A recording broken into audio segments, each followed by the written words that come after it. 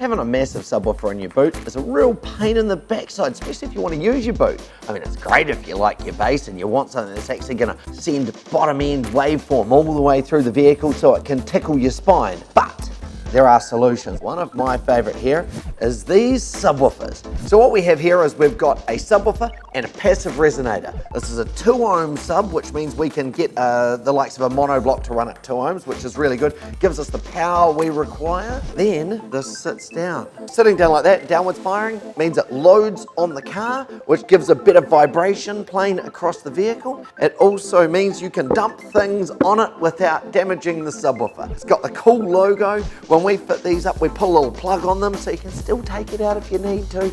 Easy to access a spare wheel past this, so you can get to your space saver or your full-size spare, and it means that you've just got this little beautiful thing sitting in your boot. I could lose this much space for a little bit of bass.